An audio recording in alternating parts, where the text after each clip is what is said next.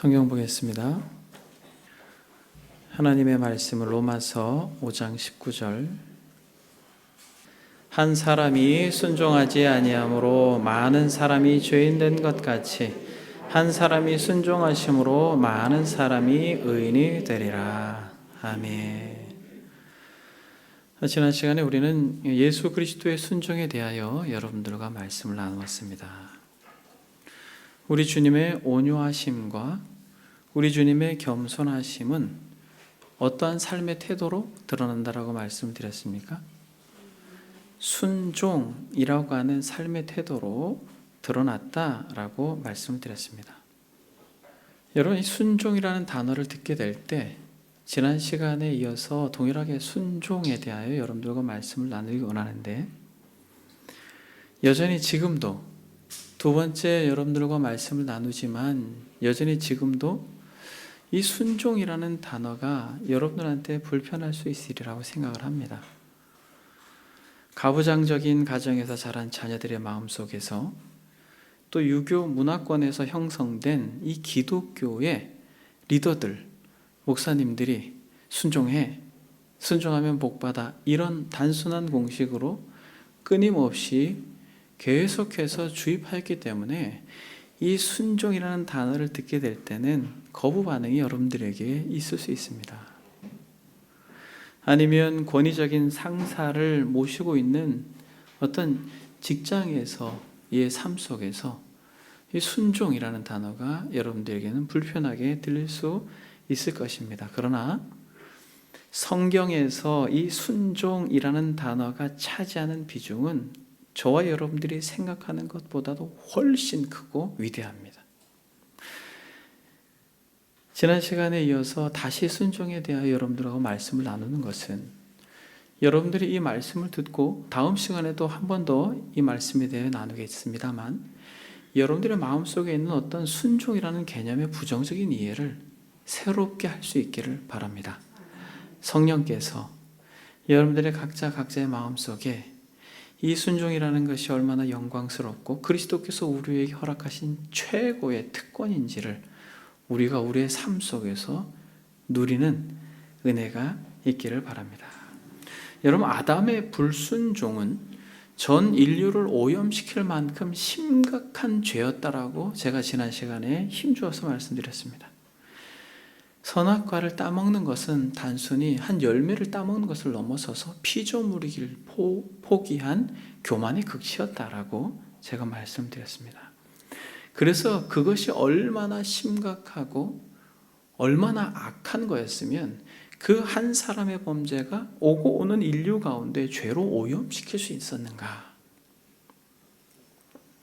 그래서 어떤 사람들은 어떻게 그 오래전 인류의 조상의 죄가 나에게까지 미칩니까? 라고 하는, 그런데 그 죄가 얼마나 심각한지 알면 그 독극물을 우물에 부었을 때 그 우물이 마실 수 없는 물로 오염된 것과 마찬가지로 이 아담의 이 불순종이 얼마나 심각한지를 지난 시간에 우리가 살펴보았습니다만, 이와 반대로 사랑하는 여러분, 한 사람이 순종하지 아니함으로, 아담의 불순종으로 많은 사람이 죄인이 된 것 같이 한 사람, 우리 주 예수 그리스도의 순종하심으로 많은 사람이 의인이 되었다라고 하는 것이에요. 그러니까 이 아담의 범죄가 심각한 것만큼 예수 그리스도의 순종이 얼마나 영광스럽고 얼마나 복된 것인지에 대하여 우리는 분명한 이해를 가져야 된다는 것이에요. 여러분, 놀랍게도 성경의 처음과 성경의 마지막은 순종이라는 개념으로 정리가 됩니다. 에덴 동산에서 하나님께서 아담에게 요청하신 게 뭐예요? 거룩입니까? 사랑이에요? 여러분, 단 한 가지입니다. 순종이에요. 창세기 2장에 보니까 여호와 하나님께서 그 사람에게 명하여 이르시되 동산 나무의 열매는 내가 임의로 먹되 선악을 알게 하는 나무의 열매는 먹지 말라. 내가 먹는 날에는 반드시 죽으리라. 많은 것을 배설해 주셨고 누릴 수 있는 영광의 위치에 두셨지만은 단 한 가지의 계명, 선악을 알게 하는 나무의 열매는 먹지 말라라고 하는 이것을 요청하시는 거예요. 순종을 요청하시는 것입니다. 낙원에서 유일한 요청, 하나님께서 하나님의 형상으로 지음받은 그 인간에게 이 창조주의 유일한 소원이 뭐였다라는 거예요? 믿음입니까? 거룩입니까? 사랑입니까? 아니에요. 순종이었다라는 거예요. 그가 순종하였다면 그는 죽음을 보지 않고 영생하였을 것입니다. 그리고 영원토록 하나님의 영광을 누리며 상상할 수 없는 기쁨 가운데 그가 삶을 누렸을 것이에요. 근데 불순종함으로 어둠이 깃들여짐으로 절망 가운데 빠지게 되는 것입니다. 그래서 여러분, 이 순종이라고 하는 이 개념은 모든 걸 다 포함해내요. 사랑도, 거룩도, 믿음도, 은혜도. 이 순종이라는 단어 안에 이게 다 면면이 배어 있습니다. 그래서 이 순종은 인간의 운명을 좌우하는 유일한 계명이었습니다. 피조물된 존재로서 이 순종은 창조주의 권위만큼이나 아주 중요한 요청이었어요. 그래서 에덴에서 인간의 삶에서 가장 필요한 것은 순종이었습니다. 그러나 아담은 불순종하여서 결국 죽음을 경험하게 되고 생명나무로부터 분리됩니다. 무엇으로부터 분리된다고요? 생명나무로부터 분리되었어요. 창세기 3장에 보게 되면 하나님이 그 사람을 쫓아내시고 에덴 동산 동쪽에 그룹들과 도는 불칼을 두어 생명나무의 길을 지키게 하시니라 라고 말합니다. 그러니까 생명나무의 길을 차단하신 것이에요. 생명나무로부터, 영생으로부터 멀어지게 된 것입니다. 그래서 결국 아담의 죽음은 하나님의 사랑의 결과입니다. 아담이 범죄한 채로 영원히 죽지 않는다면 그건 역시도 고통이겠죠. 근데 여러분, 이렇게 창세기는 시작합니다만 이 성경의 마지막 계시록은 어떻게 마쳐집니까? 계시록 마지막 장 22장 14절에 보게 되면 그 두루마리를 빠는 자들은 복이 있으니 이는 저희가 생명나무에 나아가며 이렇게 말합니다. 닫혀진 생명나무, 가로막혀진 생명나무로 나아갈 수 있는 유일한 길을 그 두루마리를 빠는 자라고 표현하고 있습니다. 그런데 흠정역 킴 제임스 버전에서는 정확하게 이렇게 표현합니다. 그 계명들을 행하는 자들은 복이 있으니 이는 저희가 생명나무로 나아간다라고 말합니다. 계명을 지키는 자, 즉 순종하는 자, 하나님의 말씀에 순종하는 자들은 결국 복이 있으니 저희가 생명나무로 나아간다 이렇게 말합니다. 그러니까 창세기에서 생명나무가 가로막힌 것은 불순종이요, 생명나무로 나아갈 수 있는 것은 순종이라는 거예요. 그러니까 여러분들의 삶 속에서, 유교적 문화권 속에서, 또 권위적인 어떤 목회자 밑에서 만약 여러분들이 신앙생활을 함으로써 가졌던 어떤 순종이라고 하는, 순순히 따르는 삶, 그거죠, 순종이라고 하는 것이. 그것에 대해서 거부 반응을 가지고 있다면 여러분, 하나님께서 여러분들의 마음속에 이 순종의 영광을 회복시켜주는 은혜가 이 시간에 있기를 바랍니다. 그래서 계시록 12장 17절에 보게 되면 동일하게 이것을 보충 설명하는 메시지를 이렇게 전합니다. 남은 자손에 대하여서 설명할 때 여자의 남은 자손, 곧 하나님의 계명을 지키며 예수의 증거를 가진 자들, 이렇게 이야기해요. 즉 남은 자들 14만 4천 구원받은 하나님의 백성을 특징 지을 때 흰옷을 빠는 자들이라고 말하고 있습니다만, 계시록 마지막 장에서 12장에서 뭐라고 말하냐면 여자의 남은 자손, 곧 하나님의 계명을 지키며 예수의 증거를 가진 자들이라고 정의합니다. 그러니까 계명을 지키는 자들이라는 거예요. 순종하는 자들이라는 것입니다. 먹지 말라라고 하는 이 계명을 불순종한 이들은 생명나무로부터 멀어졌지만은 계명을 지킨 자들은 생명나무로 가까이 간다는 것이에요.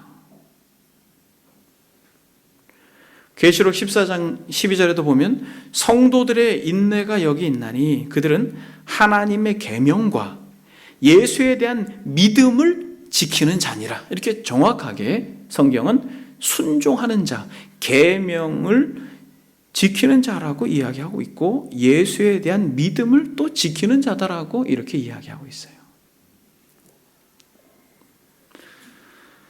에덴에서 불순종은 생명나무로 가는 길을 막아버렸고, 또 요한계시록에서 이 순종은 다시 생명나무로 가는 그 길을 회복시켜 놓은 것입니다. 그러므로 사랑하는 여러분, 이 성경 전체에서 말하는 이 순종이라고 하는 개념은 저와 여러분들이 경험 속에서 생각하고 있는 어떤 그런 단어의 개념을 훨씬 초월한 내용으로 성경에 구구절절히 비어 있어요.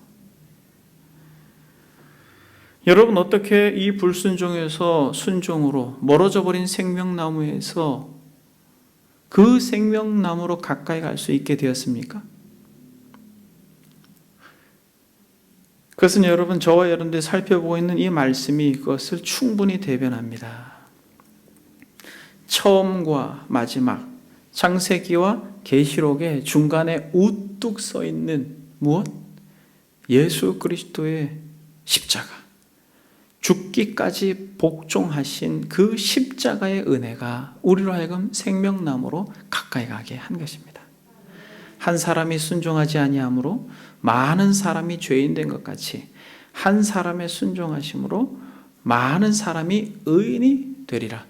그러므로 저와 여러분들은 예수 그리스도의 순종의 삶에 시선을 집중해야 돼요. 왜냐하면 그것이 우리를 어떻게 생명나무로 이끌어가는 유일한 길이기 때문에 그렇습니다. 그래서 여러분, 어떤 단순한 사고에서 여러분들의 어떤 사고를 확장하십시오. 예수 믿으면 구원받아. 여러분, 이 개념에서 여러분들의 사고를 좀 확장시키십시오. 예수 믿으면 구원받아 라고 말하면서 삶 속에서 예수님의 순종에 대해 전혀 생각도 안 하고 그저 자기 멋대로 자기 뜻대로 자기 기분과 감정대로 그렇게 살아가는 인생을 어떻게 그가 생명나무로 가까이 가는 인생이라고 말할 수 있겠습니까? 그러니까 여러분, 예수 믿으면 구원받는 것은 분명한 사실이고 단순한 진리입니다만 그 진리 안에는 정말 성경 속에 많은 내용이 담겨 있는 것이에요. 한 사람의 순종하심으로 많은 사람이 의인이 되었다라고 말하고, 우리가 계속하여 살펴보고 있는 이 빌립보서 2장의 이 영광스러운 말씀, 그는 근본 하나님의 본체시나 하나님과 동등됨을 취할 것으로 여기지 아니하시고 오히려 자기를 비워 종의 형체를 가지사 사람과 같이 되셨고 사람의 모양으로 나타나서 자기를 낮추시고 죽기까지 복종하셨으니 곧 십자가에 죽으심이라.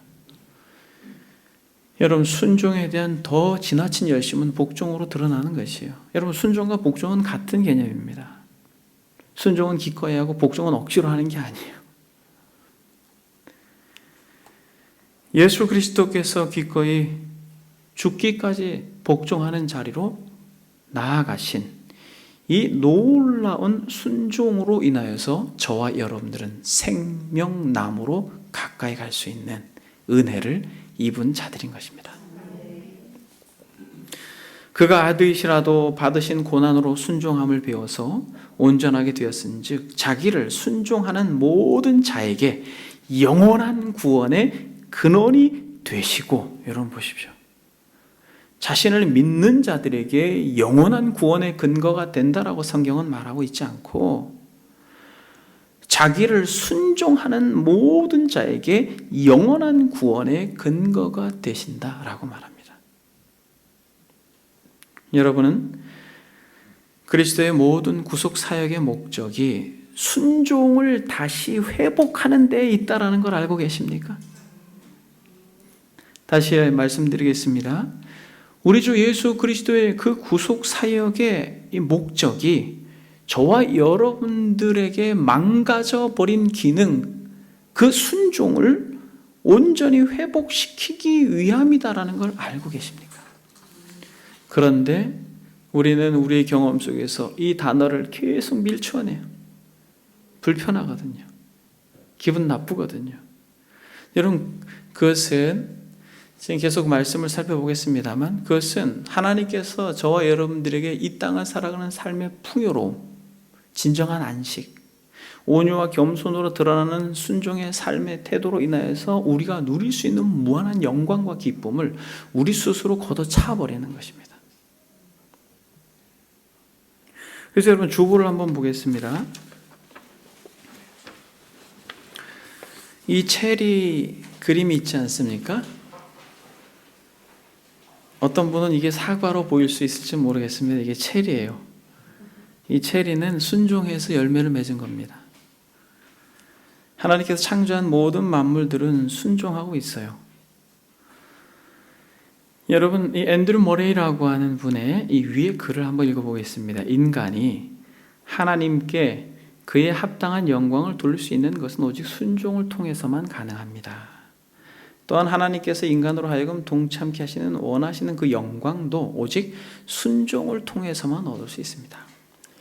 주님께서는 인간을 이러한 순종으로 다시 회복시키셨습니다. 구원의 아름다움이 바로 여기에 있습니다. 낙원, 갈보리, 십자가, 천국, 이 모든 것들이 한결같은 목소리로 선언합니다.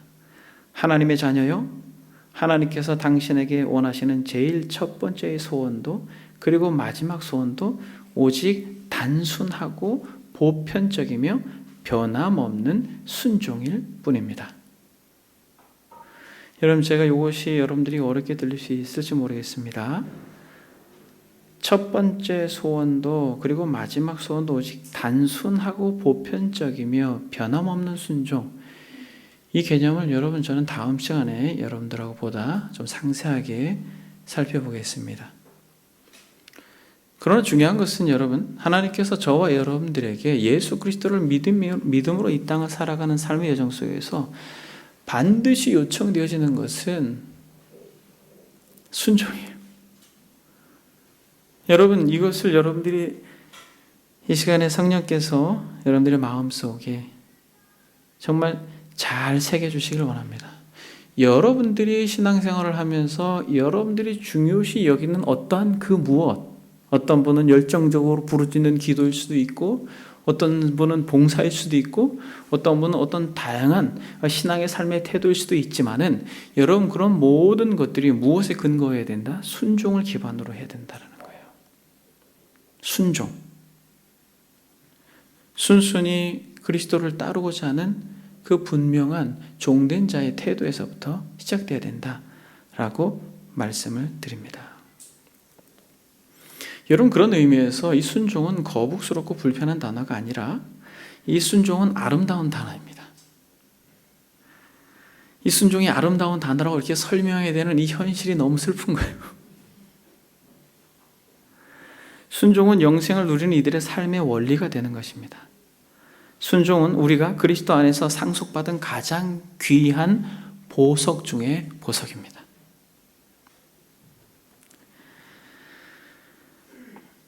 저와 여러분들의 대속의 근거는 바로 우리 주님의 순종의 결과이고, 그리고 저와 여러분들이 예수 그리스도를 닮아간다. 여러분, 그런 표현 많이 하지 않습니까? 저도 이 목회의 목적이 그리스도를 영화롭게 하고 그리스도를 닮아가는 것입니다. 그래서 끊임없이 여러분들은 이러한 논리로의 메시지를 들을 것이에요. 그럼 여러분, 그리스도를 닮아간다는 게 뭐예요? 온유와 겸손이죠. 그렇죠. 너희는 내게 와서 배우라 라고 말할 때 우리는 온유와 겸손을 배워야 된다라고 우리가 2번에 걸쳐서 여러분들과 말씀을 나누었습니다.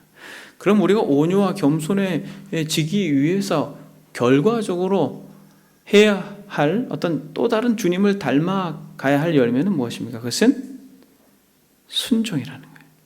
그러니까 온유하고 겸손하다라고 하는데 순종하지 않아요. 여러분, 그거는 모순이에요. 그 사람은 온유하지 않고 겸손하지 않은 것입니다. 본인 스스로 나는 온유하고 겸손하다라고 말할 수 있습니다만, 그가 순종의 삶의 태도가 없으면 그 사람은 온유하고 겸손한 게 아니에요. 그래서 여러분, 저와 여러분들은 우리 주님의 순종을 배워야 할 것입니다. 주님께서 이 땅을 살아가시면서 나타내 보여주셨던 순종의 태도는 너무너무 많이 있습니다만, 제가 간단하게 3가지만 여러분들과 살펴보기 원합니다. 첫 번째는 무엇이냐면, 예수 그리스도의 순종의 태도는 삶의 방식이었어요. 여러분, 이게 무슨 말입니까? 예수님은 그의 모든 삶의 방식과 태도 자체가 순종이었다는 거예요.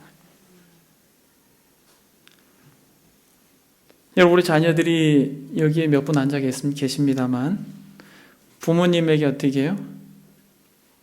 때로는 순종하고 때로는 순종 안 하죠. 여러분, 그러한 어떤 선택에 있어서의 순종이 아니라 철저히 우리 주 예수 그리스도, 그분은 삶 자체의 모든 순간, 그의 호흡까지, 그의 사고까지 철저히 100% 아버지를 향한 순종의 길을 걸어가신 분이에요. 다시 말하면 순종은 그분의 삶의 원리가 되었던 거예요. 삶 자체가 순종이었던 거예요. 아니, 목사님, 그거를 배우라고요? 구체적으로 제가 다음 시간에 적용을 하겠습니다. 목사님, 남편한테 계속 모든 사고와 삶과 언어와 태도가, 이 생활의 방식 자체가 남편한테 순종의 태도로 가지라고요? 목사님, 그건 너무 무리한 요구 아니에요? 여러분, 이렇게 말씀하실지는 모르겠습니다만 성경은 그것을 요구합니다. 그러면 여러분, 일방적으로 아내에게만 그걸 요청하지 않아요. 그래서 이것은 구체적으로 다음 시간에 우리가 살펴보겠습니다만 남편과 아내 가운데, 그리고 부모와 자녀 가운데, 그리고 상사와 또 부하 직원 가운데, 우리의 모든 삶의 영역 속에서 이 순종이라고 하는 것은 영광스럽게 끊임없이 삶의 원리로 서로에게 적용되어져야 되는 것이에요. 일방적인 게 아닙니다. 그래서 여러분, 이 순종은 기분에 따라 하는 게 아니에요. 그래서 내가 이해가 되지 않고 불편하지만 하는 것을 우리는 복종이라고 해요. 그러나 이것은 철저하게 삶의 원리가 되어야 됩니다. 우리 주님께서 십자가를 지시는 것이 부담스럽고 힘들었어요. 그래서 이 잔을 여기서 지나가게 하소서라고 말하였습니다만 뭐라고 하셨어요? 내 뜻대로 마옵시고 아버지 뜻대로 되기를 원합니다 라고 고백하며 그가 복종으로 나아가셨어요. 죽기까지. 우리 주님께서 뭐라고 말씀하셨냐면 요한복음에서 내가 하늘에서 내려온 것은 내 뜻을 행하려 함이 아니요 나를 보내신 이의 뜻을 행하려 함이라 라고 말합니다. 예수께서 육신을 입고 이 땅에 오셔서 모든 삶을 사셨던 분명한 목적은 아버지의 뜻을 이루기 위함이다 라는 것이에요.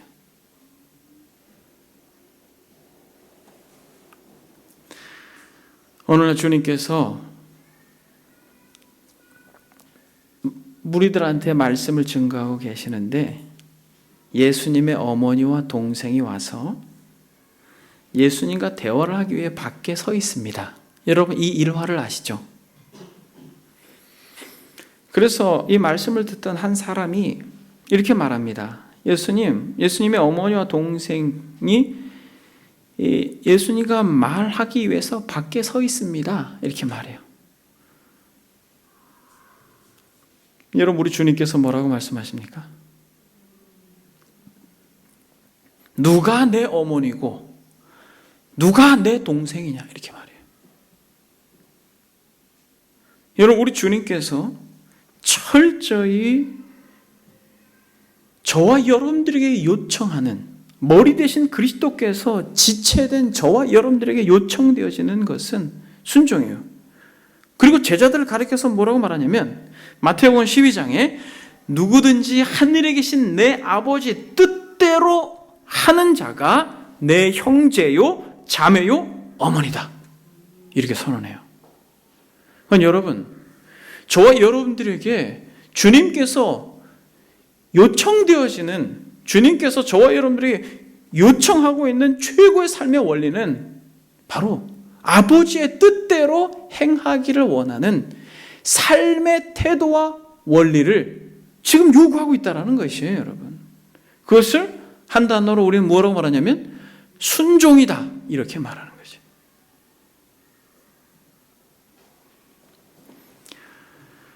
여러분, 우리 주님께서는 기분에 따라서 어떨 땐 순종하고 어떨 땐 순종하지 않은 게 아니라 이해되어지지 않고 감당하기 어려울 때에도 기꺼이 아버지께 순종하신 것이에요. 그러니까 예수 그리스도는 사고 자체, 어떤 모든 삶의 태도 자체가 순종의 코드가 맞춰져 있었던 분이에요. 주님을 닮는다라고 말할 때는 여러분, 이것에 대한 태도를 우리가 새롭게 해야 된다는 것이에요. 그리고 우리 주님께서는 그렇게 아버지를 향하여서 순종하고자 하는 삶의 태도가 고정될 수 있었던 것은 무엇이에요? 철저히 우리 주님은 사랑에 매여 있는 기쁨의 순종이었어요. 여러분, 주님께 있어서 순종은 그에게 기쁨이었다라는 거예요. 즐거움이었어요. 그래서 그 기쁨은 자발적이었고, 그래서 그 순종은 철저히 사랑에 근거한 것입니다. 그래서 여러분, 신앙생활에 있어서 절대로 여러분들이 놓치지 말아야 될 것은 자발성이에요. 이해가 안 되고 어렵고 힘들고 복잡한 어떤 문제에 봉착했어도 여러분 억지로라도 해가 아니에요. 복종도 자발성을 요구하는 것입니다, 여러분. 그래서 교회 공동체에서 저와 여러분들이 무엇인가를 할 때, 하나님을 위해서 무엇인가를 할 때 이 자발성과 기쁨, 사랑이 배제되면 여러분 멈춰야 돼요. 멈춰야 됩니다, 여러분. 해오던 거기 때문에 해야지라고 생각하지 마세요.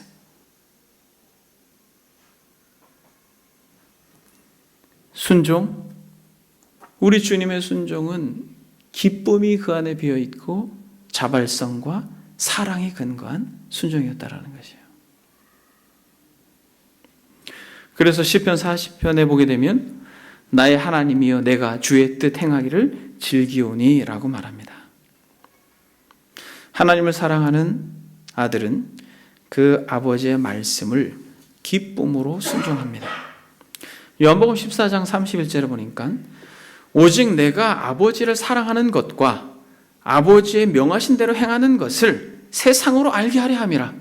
예수 그리스도의 이 땅에서의 어떤 사역의 궁극적인 목적이 오직 내가 아버지를 사랑하는 것과 아버지의 명하신 대로 행하는 것을 세상에 알게 하려 함이라. 여러분, 우리 주님께서는 아버지에 대한 어떤 권위와 그에 대한 두려움으로 인하여서 순종하는 것이 아니라 내가 아버지를 사랑하는 것과 라고 말함으로 기쁨에 근거한 사랑에 매여 하신 순종이라는 것이에요. 여러분, 주보를 한번 보겠습니다. 앤드류 머레이의 글 속에서 순종은 성경 나눔 옆에 있는 글입니다. 순종은 사랑에서 나오며 사랑에 의해 감동됩니다. 그리고 이 순종은 하나님의 사랑으로 들어갈 수 있는 길을 열어주기도 합니다. 주님은 그의 고별 설교에서 이러한 순종의 영적 특성에 대해 잘 나타내 주십니다. 나의 계명을 지키는 자라야 나를 사랑하는 자니 나를 사랑하는 자는 내 아버지께 사랑을 받을 것이요 나도 그를 사랑하여 그에게 나를 나타내리라. 예수께서 대답하여 이르시되 사람이 나를 사랑하면 내 말을 지키니 내 아버지께서 그를 사랑하실 것이요 우리가 그에게 가서 거쳐 그와 함께 하리라. 나를 사랑하지 아니하는 자는 내 말을 지키지 아니하나니 너희가 듣는 말은 내 말이 아니요 나를 보내신 아버지의 말씀이니라. 내가 아버지의 계명을 지켜 그의 사랑 안에 거하는 것 같이 너희도 내 계명을 지키면 내 사랑 안에 거하리라. 사랑은 순종을 만들고 순종은 더 큰 사랑으로 우리를 이끌어가는 놀라운 천상의 비밀입니다. 여러분, 이것은 뭘 의미합니까? 예수 그리스도께서 하나님을 사랑함으로 뭘 했다라는 거예요? 말씀에 순종했다라는 거예요. 말씀에 순종한 것은 사랑하기 때문에 그렇게 했다라는 거예요. 여러분, 이것이 여러분들에게 아주 놀라운 진리로 다가올 수 있길 바랍니다. 하나님을 사랑한다라고 하면서 그의 말씀을 순종하지 않는다라는 것은 성경에서 말하고 있는 게 아니라는 것이에요. 제가 방금 전에 저의 서재에서 마지막까지 말씀을 마무리하고 준비하고 있는데 제가 주보를 미리 챙겨요. 그리고 광고에다가 멘트를 제가 써놓습니다. 그런데 오늘은 주보를 안 챙겼어요.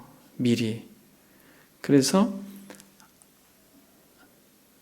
사모님이 노트북을 방송을 위해서 노트북을 챙기려고 들어왔죠? 그래서 제가 뭐라고 말했겠어요? 사모님, 주보 한 장만 가져다 주세요. 그렇게 말했죠. 그랬더니 사모님이 사랑합니다 라고 그러고 주보를 안 갖고 왔어요.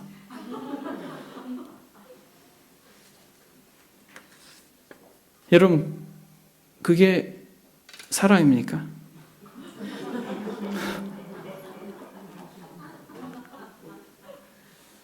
주보를 바로 네 하고 가지고 왔죠. 그래서 사모님이 가지고 온 주보를 제가 지금 사용하고 있는 것입니다. 여러분, 지금 우리 주님께서 하신 이 말씀이 되게 단순하지만 이 땅을 살아가는 성도들이 이걸 다 놓치고 있어요. 여러분 한번 생각해 보십시오.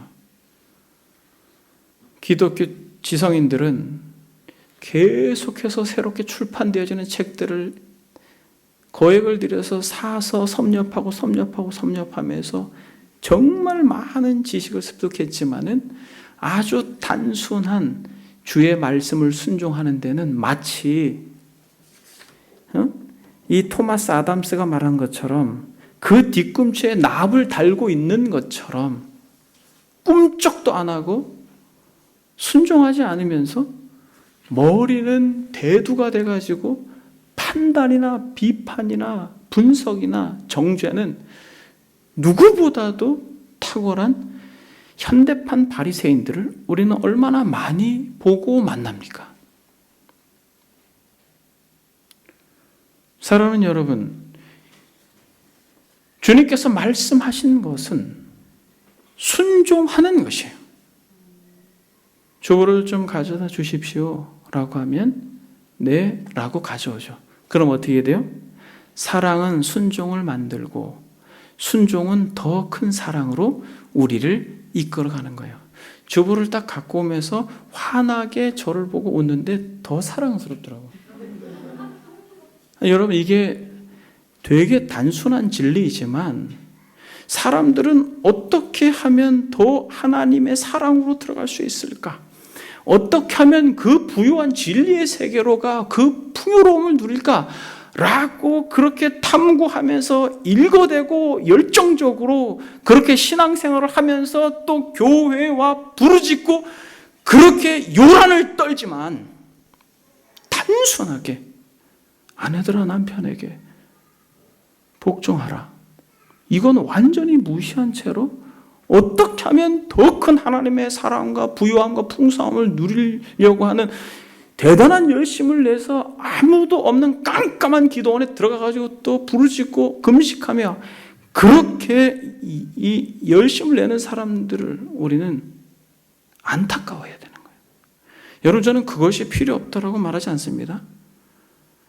여러분, 그것이 나쁘다라고 말하는 게 아니에요. 주께서 말씀하신 것을 순종하는 것과 그저 그것은 무시한 채로 자기가 경험한 경험 세계 속에서 어떻게든 영적인 카타르시스를 느끼려고 그렇게 열정을 내는 것하고는 다른 거라는 거예요. 이 단순한 진리 가운데로 나아가면 되는 것이에요. 보십시오. 주님이 뭐라고 말합니까? 내가 아버지의 계명을 지켜 그의 사랑 안에 거하고, 그 계명을 지키니까 그 사랑 안에 거하는 것입니다. 너희도 내 계명을 지키면 내 사랑 안에 거하리라. 여러분, 단순하지 않아요? 이것을 쉽게 말씀을 드리면 너희가 내 말을 순종할 때 더 사랑의 깊이로 나아가게 될 거야. 그런데 이러한 아주 단순한 진리는 무시한 채 그저 자신이 정해놓은 어떤 기준의 신앙의 태도로 열심을 내는 사람들을 우리는 보게 됩니다. 여러분, 먼저 우리는 순종이라고 하는 개념을 새롭게 정리해야 될 것입니다. 예수 그리스도께서 십자가에서 죽기까지 복종하신 그 대속의 죽음은 저와 여러분들을 구원하기 위해서가 아니에요. 적지 않은 사람들이 예수님께서 나의 죄를 위해 죽었다. 그분의 죽으심은 나 때문이다 라고 말하는데 그것은 1차적인 의미가 아닙니다. 그것은 결과적으로 우리에게 주어진 것이에요. 하나님이 불순종한 인생들을 살리기 위하여서 그 타는 듯한 마음으로 신음하며 고통하는 그 아버지의 마음을 너무나도 잘 알기에 아버지를 향한 사랑에 사무치는 이해 때문에 그리스도는 친히 육신을 입고 이 땅에 내려오신 것입니다. 그러니까 그리스도의 십자가의 대속은 철저히 하나님 아버지 때문이라는 거예요. 여러분 이것을 정확하게 이해할 때 우리는 우리의 신앙에 이 패러다임이 바뀌어야 되는 것이에요. 예수님이 날 위해 죽은 게 아니라 예수님은 아버지의 영광을 위하여 아버지께 순종한 것이에요. 저와 여러분들이 예수 그리스도를 믿음으로 말미암아 구원받은 것은 내가 천국에 가기 위함이 아니라 불순종할 수밖에 없는 우리를 순종의 자리로 이끄시고 그리스도를 영화롭게 하며 아버지의 말씀에 순종하게 하기 위하여 우리를 구원하신 것이에요. 여러분 이 정확한 순서를 여러분들이 가지고 있어야 되는 거예요. 나를 위해서 주님이 죽은 게 아니라 아버지를 위해서 죽은 거예요. 그러므로 저와 여러분들이 복음의 영광 가운데 은혜를 받은 자요 진실로 우리의 마음속에 예수 그리스도께서 나의 구주라고 고백하는 것이 참이라면 우리의 전생의 삶의 초점은 그리스도께서 그리하셨던 것처럼 아버지의 영광에 우리의 마음이 집중되어야 되는 것입니다. 그래서 여러분 우리가 영화를 보지 않았습니까?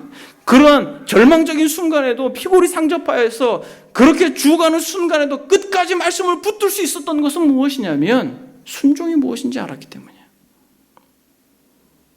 예수님을 믿음으로써 나의 자녀들이 잘 되고 나의 사업이 잘 되고 조금 더 건강하게 이 땅을 누리면서 살기 위해서 우리가 예수님을 믿는 것이라면 여러분 그것은 순서가 바뀐 것이에요. 철저히 그리스도께 순종하고 아버지를 향해서 열정을 가질 때 하나님이 그에게 현실적으로도 은혜를 주시고 영적으로도 관계적으로 회복시키시면 은혜를 주시죠. 그러나 그것이 목적이 돼서 우리의 신앙의 생활이 마치 예수님이 날 위해 죽은 것처럼 그렇게 그런 방향으로 신앙생활을 하게 되면 여러분 만약에 여러분들이 감당할 수 없는 상실이 찾아오게 되면 어떻게 할 거예요? 여러분들이 상상할 수 없었던 어떤 상실이 여러분들의 삶 가운데 찾아오면 어떻게 하겠어요? 욥처럼 모든 걸 잃어버리는 순간에 여러분들이 끝까지 순종하겠다라고 고백할 수 있겠습니까? 여러분 우리는 그러니까 다시 우리의 신앙의 품새를 새롭게 해야 된다는 거예요. 어떤 단어로? 순종이라는 단어로. 내가 아버지의 계명을 지켜 그의 사랑 안에 거하는 것 같이 너희도 내 계명을 지키면 내 사랑 안에 거하리라. 여러분 우리 주님의 순종은 사랑에 근거한 자발적인 순종이었고 우리 주님께서 순종하시는 것은 그분에게 기쁨이었어요. 여러분들은 어때요? 남편에게 순종하는 게 기쁨이에요. 어때요? 여러분 아내를 목숨을 내어주면서까지 사랑하려고 하는 것이 남편들에게는 기쁨이에요? 아니면 어느 순간 귀찮은 존재가 되었나요? 여러분 이 순종에 대한 이해를 우리가 새롭게 할 때 우리의 삶이 반드시 달라질 것입니다. 그래요 여러분 우리 주님의 순종은 철저히 하나님의 말씀에 근거한 순종입니다. 여러분 우리가 복음서를 읽어 나아갈 때 이런 표현을 많이 읽게 됩니다. 선지자로 하신 말씀을 이루려 하심이라. 그렇죠. 특히 마태복음은 유대인들을 향하여 쓴 거기 때문에 이런 표현이 많아요. 마태복음 1장에 우리 주님의 출생에서부터 이 모든 일이 된 것은 주께로 선지자로 하신 말씀을 이루려 하심이니 이르시되 보라 처녀가 잉태의 아들을 낳을 것이요 그의 이름은 임마누엘이라 하라. 이사야의 그 선지자의 말씀을 이루게 하기 위하여 우리 주님은 출생에서부터 철저히 하나님의 말씀에 순종합니다. 그리고 여러분 주님께서 죽기 위해 예루살렘을 입성하실 때 마태복음 21장에 이는 선지자를 통해 하신 말씀을 이루려 하심이라 일렀으되 시온 딸에게 이르기를 내 왕이 내게 임하나니 그는 겸손하여 나귀 곧 멍에를 매는 짐승 새끼를 탔도다 하라 하셨느니라. 스가랴서 9장 말씀을 이루시기 위하여서 기꺼이 순종하십니다. 그러니까 예수 그리스도는 철저히 모든 전생의 삶의 여정 속에 아버지의 말씀에 그렇게 순종하셨어요. 출생에서부터 십자가에 달려 그의 뼈가 꺾이지 않는 것까지, 십자가에 매단 사람이 죽었는지 살았는지 뼈를 꺾어가지고 확인하는 거거든요. 그런데 주님의 뼈는 꺾이지 않았어요. 왜냐하면 말씀에 순종을 그렇게까지 드러내신 것입니다. 사랑하는 여러분, 우리 주님의 순종을 저와 여러분들이 배울 수 있길 바랍니다. 때로는 순종하고 기분에 따라서 순종하는 게 아니에요. 그리고 우리 주님께서는 기쁨으로, 기꺼이, 즐거움으로, 사랑에 근거해서 순종하셨습니다. 그리고 철저히 하나님의 말씀에 순종하셨어요. 내가 하늘에서 내려온 것은 내 뜻을 행하려 함이 아니요 나를 보내신 이의 뜻을 행하려 함이니라. 우리 주님의 삶의 이유는 순종 자체였습니다. 여러분, 주님께서 사마리아로 가실 때 이 사마리아에 정말 가련한 여인을 만나죠. 우물가에서. 정말 가련한 그 여인에게 복음을 증거해 주시고, 이 여인은 그렇게 무거운 짐, 그 수고하고 무거운 짐인 그 물동이 물을 기르러 오는 것도 그 여인에게는 너무 큰 고통이었어요. 사람들을 만나는 것도 싫었거든요. 그런데 주님을 만나고 그 물동이를 던지고 다시 마을로 들어가잖아요. 그때 제자들이 마을로 들어가서 음식을 챙겨가지고 와서 주님에게 음식을 잡수실 것을 권할 때 주님이 뭐라고 말합니까? 우리 주님께서 내게는 너희가 알지 못하는 먹을 양식이 있다 이렇게 말합니다. 제자들은 누가 잡수실 것을 갖다 주었는가라고 생각합니다. 그런데 예수님께서 이렇게 말씀하십니다. 나의 양식은 나를 보내신 이의 뜻을 행하며 그의 일을 온전히 이루는 이것이라. 여러분, 먹는 거 즐겁죠? 근데 우리 주님은 주님의 인생의 여정 속에 먹는 것보다 더 즐거운 것, 먹는 것보다 더 기쁜 것, 먹는 것보다 그로 하여금 더 가슴 뛰게 하는 것은 나를 보내신 이의 뜻을 행하며 나의 양식은 이것이다라는 거예요. 여러분, 그리스도의 정말 이 생명 같은 것은 바로 나를 보내신 이의 뜻을 행하며 그의 일을 온전히 이루는 이것이다 라고 제자들에게 본인의 존재의 이유와 삶의 목적을 정확하게 가르치십니다. 주님의 이 순종은 죽기까지 복종하신 것으로 결국 이 순종으로 말미암아 저와 여러분들을 어디로 가까이 갈 수 있게 했어요? 생명나무로 가까이 가게 할 수 있었습니다. 한 사람의 불순종으로 말미암아 많은 사람들이 죄인이 되었지만은 한 사람의 순종으로 말미암아 우리가 의인이 된 것이에요. 그러므로 사랑하는 여러분, 저와 여러분들에게 있어서 이 순종의 개념이 새롭게 이해되기를 바랍니다. 주보를 다시 한번 보겠습니다. 우리 체리 옆에 두 번째 문단입니다. 주님은 이 순종의 고상함과 복됨과 거룩함을 보여주기 위해 오셨습니다. 하나님이 우리에게 피조물의 옷을 입혀주셨을 때 우리는 이 옷의 아름다움이 하나님께 순종하는 데 있다는 것을 알지 못했습니다. 그러나 주님은 우리에게 찾아오셔서 직접 이 순종의 옷을 입으시고 우리에게 이 옷을 어떻게 입어야 할지를 보여주셨으며 또 이 순종을 통해 어떻게 하나님의 임재와 영광으로 들어가게 되는지를 보여주신 것입니다. 여러분, 저와 여러분들에게 있어서 순종은 선택이 아니에요. 예수 그리스도는 우리의 모범이 되셨습니다. 우리에게 참된 순종이 무엇인지를 보여주셨어요. 예수 그리스도는 우리의 보증이 되셨습니다. 그가 순종하심으로 말미암아 우리를 위한 모든 의를 이루셨습니다. 예수 그리스도는 우리의 머리로서 우리에게 나누어 주실 새로운 성품, 곧 순종을 우리에게 마련해 주셨습니다. 그러므로 저와 여러분들이 예수 그리스도를 믿고 하나님의 나라를 소망하는 천국 백성이라면 예수 그리스도께서 보여주신 이 참된 순종의 모범과 이 보증과 또 머리로서 우리로 하여금 그의 통치와 다스림을 받을 수 있는 손과 발로서의 지체로서의 삶을 우리가 살아낼 때에 우리는 생명나무로 가까이 가는 구원받은 백성이다라고 성경은 힘주어서 말하고 있는 것입니다. 여러분, 단순히 나는 예수 믿었으니까 구원받는다라고 하는 이 단순한 진리에 여러분들의 영혼을 그것에 묶어놓지 마십시오. 여러분, 만약 그것이 착각이라면 여러분들의 영원한 삶을 누가 책임지겠습니까?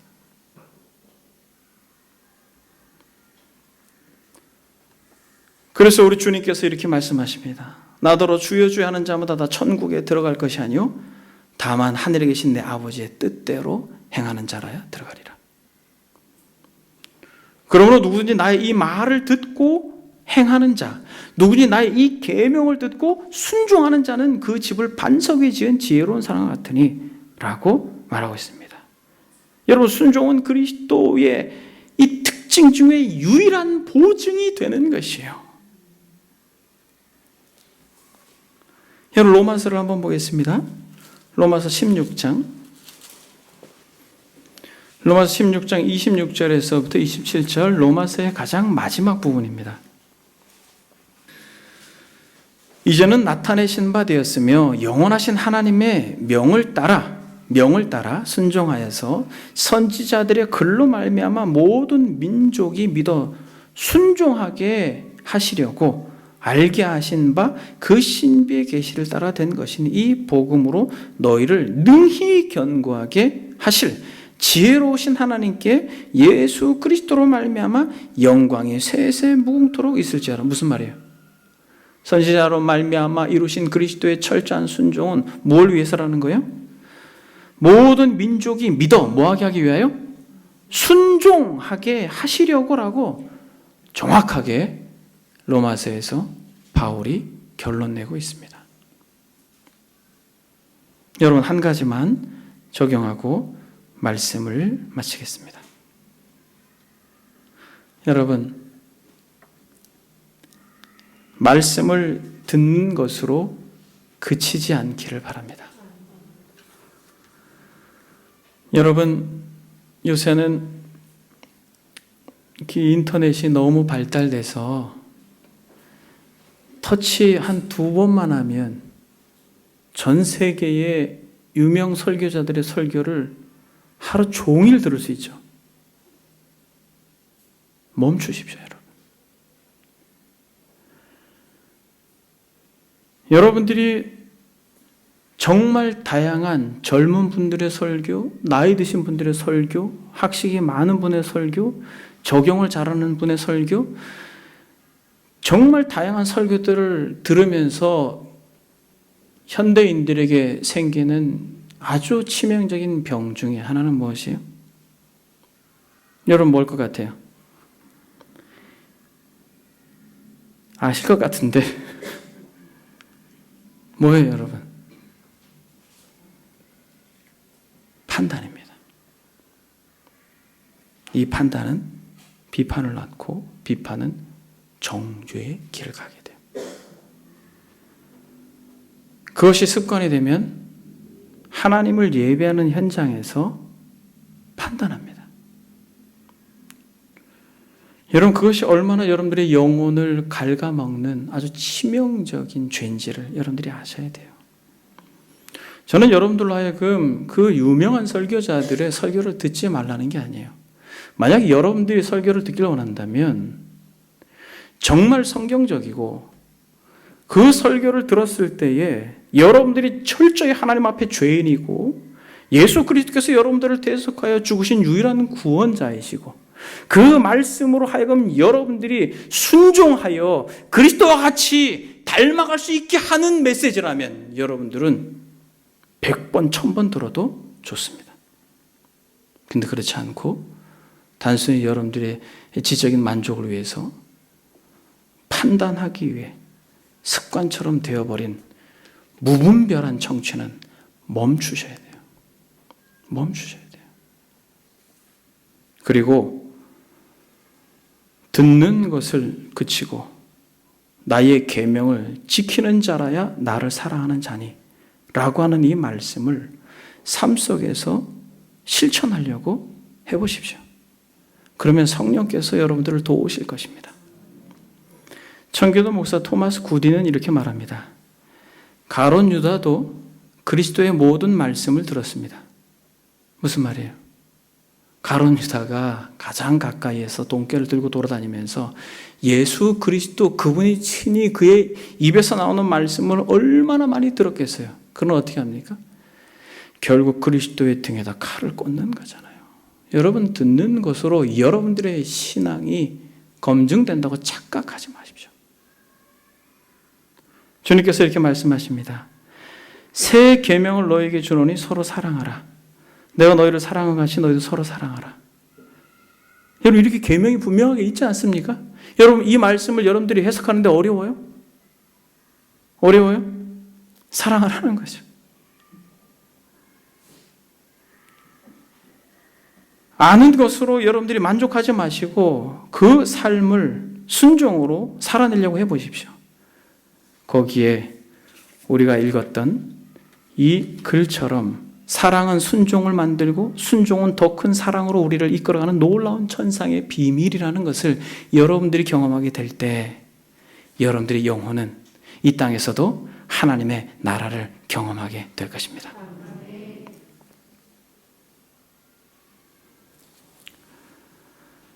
그러므로 사랑하는 여러분, 너무 복잡하게 생각하지 마시고 새 계명을 너희에게 주노니 서로 사랑하라. 내가 너희를 사랑한 같이 너희도 사랑하라 라고 하는 너무나도 단순한 이런 주의 음성을 여러분들이 듣고 기꺼이 순종하고자 할 때 하나님께서 여러분들의 마음을 뜨겁게 하고 여러분들 눈에서 눈물을 주실 거고 그렇게 말씀을 순종하고자 몸부림치는 그들에게 너는 내 아들이야. 너는 내 사랑하는 딸이야. 그래, 이렇게 어렵고 힘든데도 너가 내 말을 순종하려고 해. 그래, 나와 함께 영생을 누리자. 순종으로 우리가 구원받는 건 아니지만 구원받은 백성은 반드시 순종의 길로 가게 되는 것입니다. 기도하겠습니다.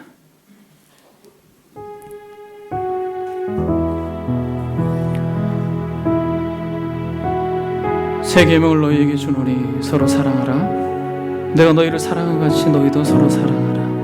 행함이 없는 믿음은 죽은 믿음이다. 너무나도 분명히 성경에서 순종을 끊임없이 요청합니다. 여러분, 단순히 예수 믿으면 구원받지 라고 하는 이런 논리에 여러분들의 구원을 묶어놓지 마십시오. 여러분, 누가 책임질 겁니까? 여러분, 마지막에 여러분들이 내가 너를 도무지 알지 못하겠다라고 하는 주님의 음성을 듣게 되면 여러분들은 누구에게 책임을 물으시겠습니까? 여러분들 주의 말씀을 들을 때 주여 그리스도를 더욱 바라보고 그 순종의 길을 가게 하옵소서. 순종은 참으로 주님께서 우리에게 허락하신 최고의 보석입니다 라고 하는 고백으로 이 단어의 거부 반응을 다 내려놓고 순종의 자리로 나가게 해달라고 이 시간 다 같이 기도하겠습니다. 기도합니다. 나더러 주여 주여 하는 자마다 다 천국에 들어갈 것이 아니요 다만 하늘에 계신 내 아버지의 뜻대로 행하는 자라야 들어가리라. 그러므로 누구든지 나의 이 말을 듣고 행하는 자는 그 집을 반석 위에 지은 지혜로운 사람 같으니 나의 계명을 지키는 자라야 나를 사랑하는 자니. 주님, 우리가 주의 음성을 듣고 아버지 하나님 그저 사랑합니다 라고 하는 말로 그저 그 말씀을 무시하고 넘겨버리는 그런 연약함과 어리석음에서 우리를 건져주시고 아버지 하나님 주를 사랑합니다. 주께서 우리에게 허락하신 그 말씀을 때로는 어렵고 힘들고 자존심이 상하고 구겨지고 정말 감당할 수 없는 남편과 아내와 자녀들과 직장의 동료들과 또 교우들과 삶의 한복판에서 이 말씀을 서로 사랑하라 라고 하는 이 말씀을 실천해내는 것이 얼마나 버겁고 힘든 것인지를 잘 압니다만, 주님께서 말씀하셨고 주님께서 그 길을 가셔서 하나님, 우리도 그 길을 가기를 원합니다. 끝까지 좁은 문을 열고 좁은 길을 가기를 원합니다. 주여, 우리에게 그러한 은혜를 베풀어 주십시오. 우리 각자 성도들 한 사람 한 사람마다 순종의 열매를 허락해 주옵소서.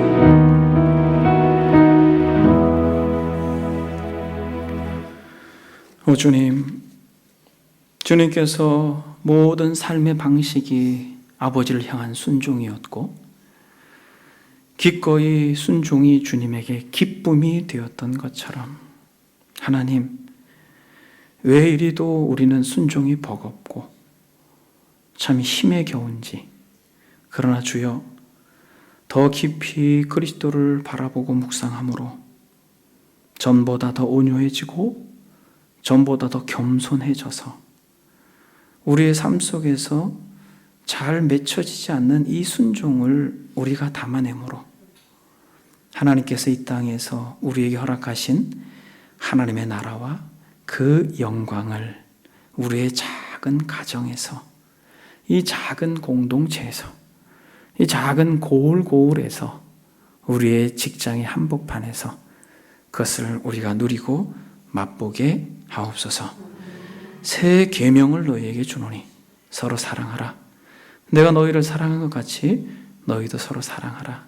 주님, 주께서 우리를 사랑하신 것처럼 우리도 사랑할 수 있는 용기와 순종의 능력을 허락해 주옵소서.